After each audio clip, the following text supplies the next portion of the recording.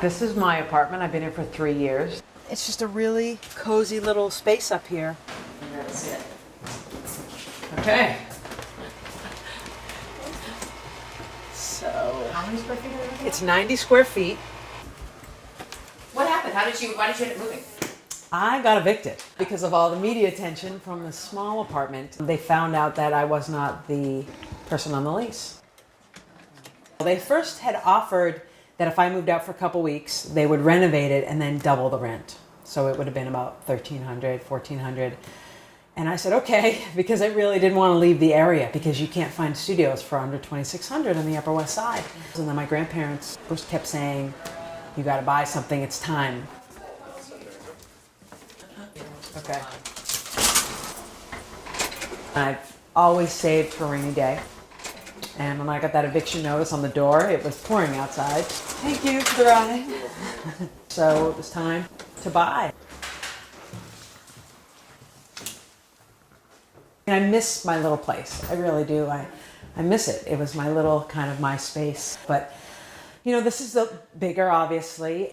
Wow. You don't have to climb into bed anymore. Climb up to bed. No. I save a lot of time without a ladder. You know, I miss my old bed. I love it up here. And at night it's cozy and it's great for reading. You know, it was my own little nook. And now I'm trying to make that same nook. You know, I love orange. Orange is my favorite color. And so I try to put a little orange everywhere. So, how do you sit on the toilet now? I'm like normal now. I don't have to sit sideways. At the beginning, I had to be careful not to bang my knee against the tub, but you know, that joke really was funny that first time. But no, it's, you know, I could sit and my knees are no longer black and blue, and it's all good. I can actually have 3 people in the bathroom now. You have to walk through rooms now to get to other places. You know, when I lived in that small apartment, I used to have dreams that I had another room I didn't know about. And so now living in here, it's like, wow, I have another room. The first things I did were the closets. I knew you wanted to go up. You have more stuff now? You know what's funny? I don't have more stuff. Everybody comes up. I got rid of so much stuff when I moved. You know, I really pared down. My friends come over and they're amazed that all this fit in my other apartment. You know, I'm always, if something comes in, I'm always trying to give something out. And I'm always still looking at this going, I really don't need all these, and I'll take them out and I'll go through it. And, you know, I used to think, what do I want to get rid of? And now I say, what do I really love? What do I really love? And if I don't really love it, I'm not going to love wearing it. So I don't want it. So that's another thing. And then my sister's like, I'll take it. So you can take the girl out of the micro apartment, but you can't take the micro apartment out of the girl. Yeah. And I used to have so many books, but I've gotten rid of a lot of books because I don't need so many books. I still sometimes look around and think, I don't need all those books. You know, and that's all the books I have left. You know, you don't want books to collect dust. You want them to be read. I remember when I unpacked the first night, I had 33 boxes. I unpacked them all the first night. And I was laughing. All of a sudden I found another cabinet or another storage place. I couldn't believe I had all this space. So I have storage. And I still look at that and go, I don't need all that. I didn't even buy dishes yet. So these are, you know, plastic. Even that's an upgrade, right? Because you have... Yeah, I had one cabinet and a toaster oven. It holds the bananas. A little fridge.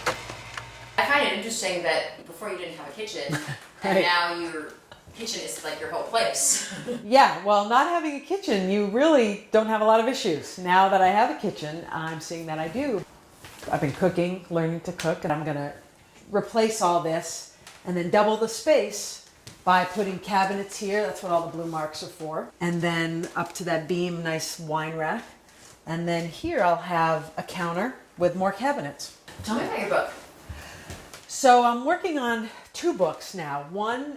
This one is a personal memoir. And the other book I'm working on is about living large in any space, or living large in a small space. Okay, here's yoga. For me, living in that tiny 90 square foot apartment, it was about an attitude adjustment. Really, it was about, I can do this. Your arm against something, but... And there are so many people who are so angry with these small spaces, and I think it doesn't matter what size space you have. You know, you might grow up in a big house and go to college and live in a small dorm. How do you deal with that? how do you deal with a roommate. It's about just making any space your home. Happiness. It was never a sacrifice. It was never a sacrifice. I came home every day and it was my little space. And when I would be working at my desk, the whole room was like my office. And then when I was getting ready for work, the whole room was like my closet. I grew up in Massachusetts in a big house.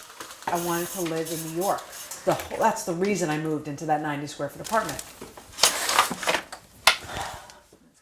The city is just a bunch of boxes stacked on top of each other. And everybody inside is their own little life going on. And, you know, with these small apartments they want to build in New York, I think it's great. They want to do this in Boston and in San Francisco. People want to come to these places because they want to experience the life outside their four walls. You know, when you were here last time, my book was about to come out, my grandfather's book. It's been out now for 2 years. It's won a couple awards. You know, I moved in that apartment. One of the reasons was to write that book and to finish it and not be worried about overhead and work. And so you were able to finish that in your small apartment. Yeah. And I remember I was standing in the apartment when I got the first copy of it. And I called my grandfather up. And I just, you know, for all these years, he's been bugging me, like, how's the book? Is it going to be finished? And when I called him and, you know, was holding this in my hand, I said, it's finally done. I was just bawling and he was crying. And then I sent him the book. Yeah. And, you know, I wrote it as a gift for my grandfather. And now he's 91 and he's over the moon. He says, I tell people to go on the internet. What Papa told me. This is your grandfather? Yes, my maternal grandfather. He's a Holocaust survivor. Years ago, he said he wanted me to write a story, and finally I said okay, and I'd been working on it for years, and I finally realized how important it was. It wasn't really just his story anymore. It was, you know, my whole family's and mine. You know, life is always taking us in different places. I really thought I would only live in Manhattan for a year, and I ended up living in that space for almost 5 years, and then I ended up buying in New York. Cemetery. Yeah, it was a personal memoir. It doesn't have to be a small house that makes you think about what matters in life, but sometimes it helps. Yeah, I want to fill life with experiences more than stuff. That's the goal. And who knew that when I moved into that small apartment, I'd even meet you and there'd be a video that almost 5 million people would see and comment on. And then I ended up here. And I just look around sometimes and I say, wow, this is mine.